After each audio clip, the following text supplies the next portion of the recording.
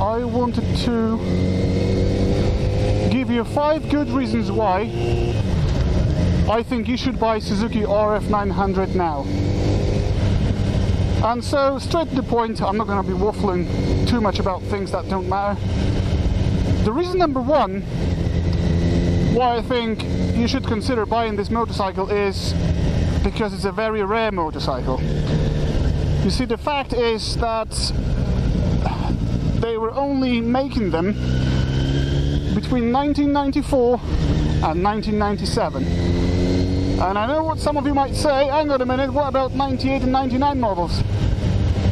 Well, the thing is that once I spoke to somebody who was very knowledgeable on the subject of those RF series, and the guy told me that 98 and 99 models were basically 97 bikes, the bikes manufactured in 97, that didn't sell in 1997, and so they sold in 98 and even 99 by the dealerships with discounted prices. And so when they were sold new in 98 and 99, they were basically registered as 99, but those are still 97 motorcycles. But whatever the way you look at it, it's going to be 4 years or 6 years production span, which is a very short amount of time. Mind you, some bikes like, for example, CBR series, Honda CBR, or Kawasaki ZX7 or ZX6, ZX9, or basically the Ninjas, those bikes begin their life in mid-80s, and they're made even now. So if you compare over 20 years production span to only 6 or even 4 years, you know, then it definitely makes those RFs kind of collectible motorcycles. So not only they were in production process short, during that production process, not a lot of those bikes actually sold. For some bizarre reason, I couldn't tell you why, they weren't selling very well. There was nothing wrong with them, they were very good bikes, but just general public that just didn't appreciate what they were at the time. So that definitely makes it a very rare motorcycle, and as an evidence for that, I'll tell you that you can go on eBay or whatever website you use for finding bikes and just type in Rf900 and you'll see that there's going to be not very many of them coming out. There's going to be 4, 5, maybe 6, and out of those 5 or 6 there's only going to be, let's say, 2 worth interest, because the rest of them will be just very neglected, you know, tired. So yeah, if you go on eBay and type in R1 or CBR Fireblade, fucking hell, you're gonna have like dozens and dozens of those. Whereas RF, there's gonna be only a very few. And this is the kind of vehicle you would be going for if you want to have a collectible machine. Now, the reason number 2 would be for people who are not necessarily looking for a collectible motorcycle which might gain value in the future. This would be for people who simply want to buy a cheap bike that's going to be very cheap to maintain and will run long and strong. So let me tell you, you can get an MOT'd and rideable Rf900 for £1,000. This is virtually no money, that's like peanuts money. And so you'll buy it for £1,000, and also it costs pretty much nothing to maintain and run. It's a very economic motorcycle. You know, average MPG is like 40-45 miles a gallon when you just ride it as normal. The spares are peanuts cheap as well, like brake pads, a chain, spark plugs, oil filters, and the rest of it. It's honestly, everything just costs a few quid. And most of it you can do yourself, because, you know, it's an older generation bike. The technology is used for suspension and brakes. It's nothing like a rocket science, so a lot of stuff you can do yourself. You know, and I wish you good luck with maintenance of those super high specs modern motorcycles like, you know, BMW S1000RR and the rest of those. So that's the reason number 2. It can be a very cheap bike, buy and maintain. So if you want to buy something that's just going to commute to work throughout the winter and autumn, and it's going to be cheap to maintain and easy to maintain, that's a bike for you. Oh look, SV, and that was SV1000. Very nice bike. I had it 3 years ago. But anyway, so that's reason number 2. Reason number 3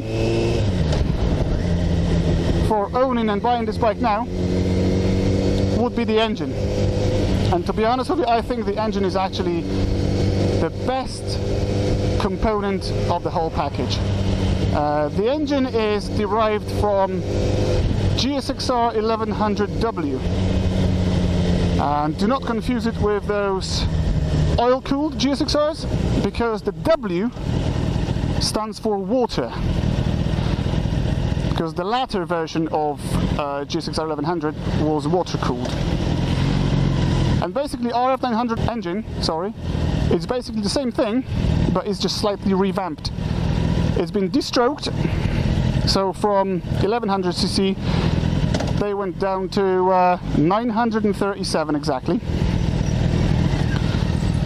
Right. It's got smaller valves, it's got smaller carbs,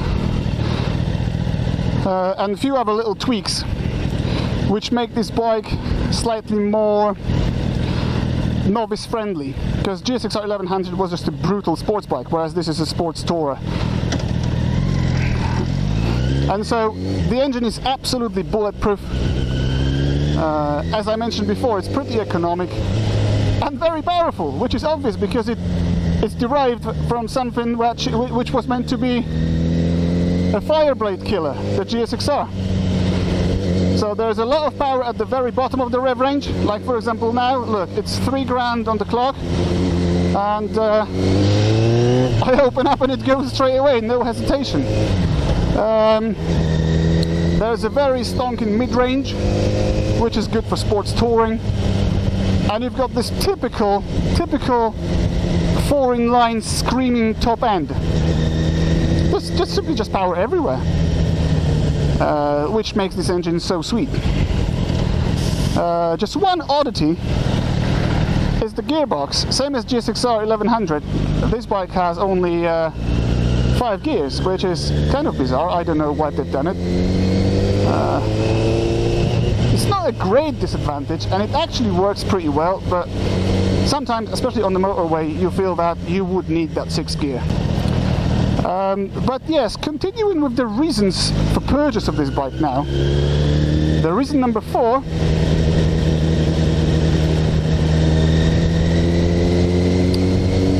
is basically the value for money. So reason number 4 kind of mixes with reason number 3. It's again about the money.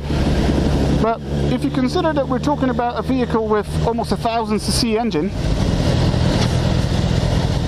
something that is very powerful, very good looking, sounds pretty awesome, will easily do 160 miles an hour, and you can buy all that in a decent nick for say 1500 quid. Well, in my eyes that is a great bargain. And on top of that, it still has this great sport touring abilities. Comfortable seat, big seat, lots of room, you know, good wind deflection. So awesome stuff in general. And that's the reason number 4. But reason number 5 is something truly amazing, which I kept till the end of this short footage. Basically, a lot of people don't know about it, but the Rf900 actually holds the world record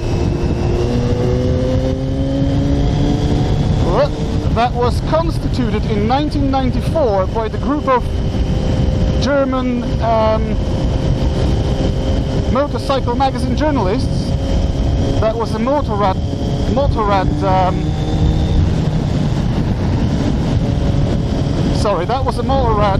motorcycle magazine. And basically what they did, it was 18 of them, 18 guys, took 2 Rf900s, one black, one red. They took it on the oval road course where they absolutely nailed them and wrecked them for 24 hours. They were basically going round circles on that road course with open taps to the limit for 24 hours in order to check what's going to be the maximum speed achieved, maximum average speed, sorry, achieved in that 24 hours window. And the result of this was pretty ridiculous, because they managed to get an average, once again, average top speed of 152 miles per hour constant throughout 24 hours. And obviously you might say this is impossible. How can you ride a motorcycle 24 hours? Well, where's the sleep? Where's the rest of it? Well, this is why there was 18 riders. They were changing every now and again. Obviously they were changing oil, they were refueling, they were changing tires, and whatever needed changing they were doing it. But all that took very short intervals, and most of the time throughout that 24 hours the bike was actually on the track, you know, with the throttle open to the limit. And so, although it's been 22 years ago,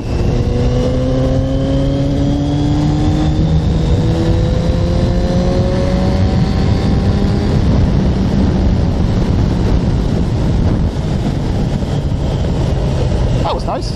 So although it was 20 years ago, the Rf900 still holds that record. And it's pretty mind-blowing for me, and that definitely makes this bike very special. It proves that not only people who did it were bonkers, but it also proves that the bike is bonkers. It proves that the bike was very well engineered, in fact over-engineered, because the amount of beating and harassment the engine withstood during that attempt is simply mind-boggling. And to me, you know, having something in your garage that holds the world record, well, that just speaks for itself. To me, that's enough reason to call it a very special collectible bike. So combining all those reasons, which I gave you now, and that was 5 from what I counted, there's obviously more reasons than that, because there are some little things that make this bike great and big things that make this bike great. Well, I thought, to me at least, those are the main things making this bike really great. And so, if you want to gain some money in the future by selling this bike in the future, that is definitely possible, because I have seen this happening with a few similar bikes before. Like, for example, do you remember 10-15 years ago, Kawasaki ZXR 750? The one with twin headlamp at the front and those ridiculous pipes, air intake pipes? Like 15 years ago, that was a piece of shit. Nobody really considered this bike as a future classic 15 years ago. You know, they were going for cheap money. And suddenly today, you know, I see people selling those bikes for 6 or 8 grand. That's just shocking. Obviously those bikes are in really great condition, fully original, but still, it's unheard of, you know. Another one is Suzuki Rf900, especially those 89, 90 models with twin headlamp in this grey and black paint scheme. Those can go for 5-6 grand, and 10 years ago, again, that was another just boring piece of crap that nobody wanted to buy, because everybody was going for those, you know, early 2000s Ninjas and Fireblades. And I reckon this is going to be the same story with those Rf900s, because they're so rare and they're so good bikes. And so, you know, when you want to buy the Rf900, obviously you should be going for the bike that is in lovely condition and ideally in original paintwork. But there are a few specific models that you should consider, and this is the 1995 limited edition Manta Ray model, which was available in green only. To be honest with you, it is so rare that I've never seen this bike in real life. And I think it was only made for Canadian and American market, but I'm not entirely sure. But anyway, if you see any of those Manta Rays in decent nick and you buy it, man, you're a winner, because this is definitely going to gain some value. There are some other models to consider. The 94, the former model, is always a good way to go, because it's the first model, so the first is always the most collectible. This is why I bought mine. You could also go for the 1995 RS2 version. It is the one that received the new suspension at the front. Because you see, the problem with the front forks in the first model is that it's a bit soft and it doesn't have too much of adjustability, whereas that RS2 version has full adjustability, so the problem is sort of sorted out.